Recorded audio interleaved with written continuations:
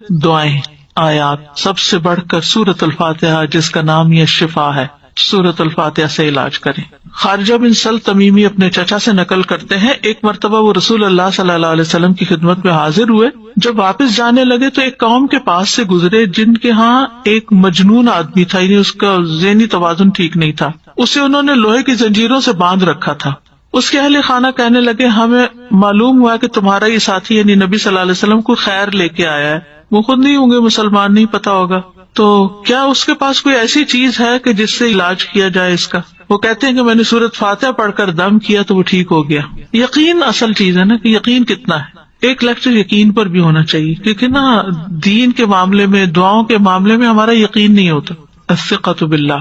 پھر جو منزل ہم پڑھتے ہیں اس میں سورۃ فاتحہ کے علاوہ آیت الکرسی ہے، البقرہ کی آخری 2 آیات ہیں، کیونکہ نبی صلی اللہ علیہ وسلم نے فرمایا جس نے سورۃ البقرہ کی آخری 2 آیات ایک رات کو پڑھی وہ اسے ہر آفت سے بچانے کے لیے کافی ہوں گی، اور آیت الکرسی کا تو فائدہ آپ کو معلوم ہی ہے۔ پھر معوذات ہیں، قل هو اللہ احد، قل اعوذ برب الفلق، قل اعوذ برب الناس۔ نبی صلی اللہ علیہ وسلم نے فرمایا صبح اور شام 3 بار معوذات کہہ لو تو یہ ہر چیز سے تمہیں کفایت کریں گی۔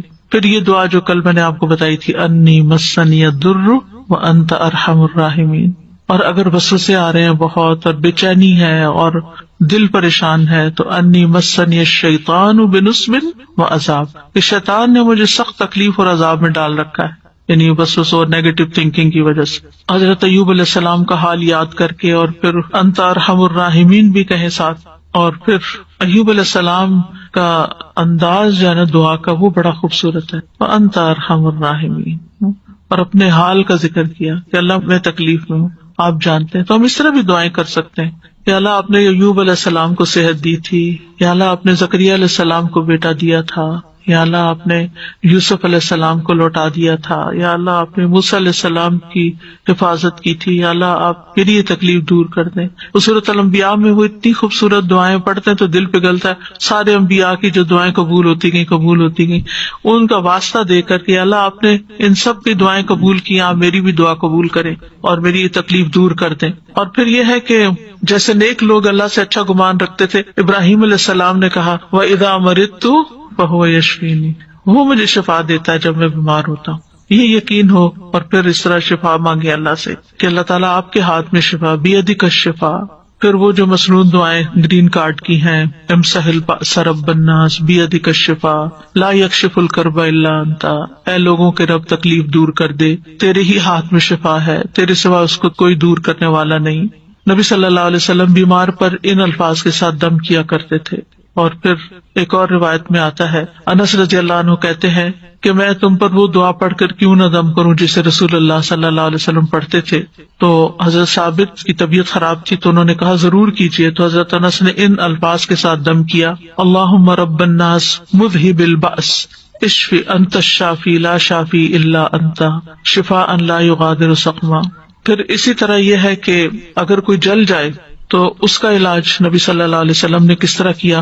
ایک خاتون کہتی ہیں کہ میں حبشہ سے واپس آ رہی تھی، مدینہ سے کچھ فاصلے پر تھی، تو کھانا پکانا شروع کیا، لکڑیاں ختم ہوئی تو لکڑیوں کی تلاش میں نکلی تو بچے نے ہانڈی اپنے اوپر گرا لی اور وہ بازو پہ گر گئی اور وہ جل گیا۔ تو وہ پھر لے کے نبی صلی اللہ علیہ وسلم کی خدمت میں حاضر ہوئی، کہا اللہ کے رسول صلی اللہ علیہ وسلم میرے ماں باپ آپ پہ قربان، یہ محمد بن حاتم ہیں اور ان کے ساتھ یہ ہوا ہے۔ تو آپ نے اپنا لعاب دہن ڈالا اور سر پہ ہاتھ پھیرا اور برکت کی دعا کی، اور اس جلی ہوئی جگہ پر لعاب دہن ڈالتے جاتے تھے اور ساتھ یہ دعا پڑھتے تھے، اذہب البأس رب الناس واشف انت الشافی لا شفاء الا شفاؤک اشف شفاء لا یغادر سقما۔ اور پچھلے دنوں ایک پوسٹ آپ نے بھی شاید دیکھی ہو جس میں وہ کوئی حکیم یا طبیب ایسی ریکمینڈ کرتا ہے کہ اگر کوئی شخص صبح کے وقت اپنا پہلا لعاب اپنی آنکھوں کے اندر لگاتا ہے تو اس کی آنکھوں کی بینائی تیز ہو جاتی ہے اور بیماریاں دور ہوتے ہیں۔ بہرحال لعاب کے اندر بھی اللہ نے شفا رکھی ہے۔ اور پھر اسی طرح خود کو تکلیف ہو، اور یہ تو میں نے بہت دفعہ آزمایا ہے کہ درد کی جگہ پر ہاتھ رکھ کے انسان 3 دفعہ بسم اللہ پڑھے اور 7 دفعہ اعوذ بعزت اللہ وقدرتی من شر ما اجد واحاذر۔ بہت ہی خوبصورت دعا ہے اور بہت جلد تکلیف دور ہوتی ہے، خاص طور پہ اگر گھٹنوں وغیرہ میں تکلیف ہے تو آپ ان کو کلونجی کے آئل سے رب بھی کرتے جائیں اور یہ دعا پڑھتے جائیں تو انشاءاللہ ٹھیک ہو جائیں گے۔ پھر اسی طرح اگر کہیں پھوڑا پھنسی ہے چھوٹا موٹا تو اس پر نبی صلی اللہ علیہ وسلم یہ دعا پڑھتے پڑھتے تھے بسم اللہ تربت اردنا بریقت بعدنا لیشفى به سقیمنا باذن ربنا. اللہ کے نام کے ساتھ ہماری زمین کی مٹی، یعنی جس زمین پہ انسان رہتا ہے وہیں کی مٹی لے سکتا ہے اگر مدینہ کی مٹی نہ ہو. ہمارے رب کے حکم سے ہم میں سے بعض کے لعاب کے ساتھ ہمارے بیمار کو شفا دی جائے. یعنی وہاں پر کوئی بڑی بڑی فارمیسیز نہیں تھی، کوئی اور علاج کے لیے ہاسپٹل نہیں تھے، تو یہی چیزیں جو تھیں نبی صلی اللہ علیہ وسلم نے عملاً کر کے دکھائی اور لوگوں کو فائدہ بھی پہنچا.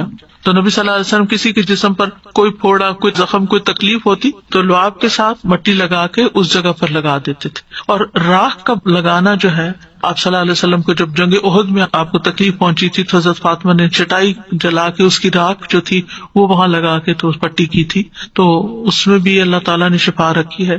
اور پھر اسی طرح تکلیف اور پریشانی کے وقت کی جو عام دعائیں ہیں وہ بھی پڑھنی چاہیے. یا حی یا قیوم برحمتک استغیث اللہ اللہ ربی لا اشرک بہ شیئا.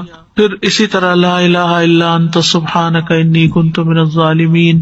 پھر نبی صلی اللہ علیہ وسلم جب کرب اور تکلیف اور پریشانی اور بے چینی ہوتی تھی اس وقت پڑھتے تھے لا الہ الا اللہ العظیم الحلیم لا الہ الا اللہ رب العرش العظیم لا الہ الا اللہ رب السماوات و رب الارض و رب العرش الکریم. یعنی عرش سب سے بڑی چیز ہے نا مخلوقات میں سے، تو اس کے رب کا واسطہ دے کر پھر دعا کرتے تھے. پھر اسی طرح عافیت کی دعائیں بھی مانگنی چاہیے کہ اللہ تعالیٰ بیماریوں سے محفوظ رکھ، خاص طور پر جب کوئی وبا وغیرہ پھیلی ہو یا آپ کسی بیمار کو دیکھیں کہ ہاسپٹل میں جائیں یا کسی کی تیمارداری کرنے جائیں. ویسے بھی صبح شام 3 دفعہ اللہم عافنی فی بدنی اللہم عافنی فی سمعی اللہم عافنی فی بصری لا الہ الا انت. پھر اللہم انی اعوذ بک من زوال نعمتک وتحول عافیتک وفجاءۃ نقمتک وجمیع سخطک. اے اللہ بے شک میں تیری پناہ لیتا ہوں اس بات سے کہ تیری دی ہوئی کوئی نعمت مجھ سے چھن جائے اور تیری دی ہوئی عافیت پلٹ جائے اور کوئی ناگہانی عذاب آ جائے، اور میں تیری تمام ناراضگیوں سے تیری پناہ لیتا ہوں. اور پھر اللہم انی اعوذ بک من جہد البلاء ودرک الشقاء وسوء القضاء وشماتۃ الاعداء. اے اللہ بے شک میں تیری پناہ مانگتا ہوں سخت مصیبت، بدبختی لاحق ہونے، بری تقدیر اور دشمنوں کے خوش ہونے سے. پھر اسی طرح اللہم انی اعوذ بک من السمم والبکم والجنون والجذام والبرص وسیء الاسقام. اے اللہ بے شک میں بہرے پن، گونگے پن، پاگل پن، کوڑ، برس اور تمام بری بیماریوں سے تیری پناہ مانگتا ہوں.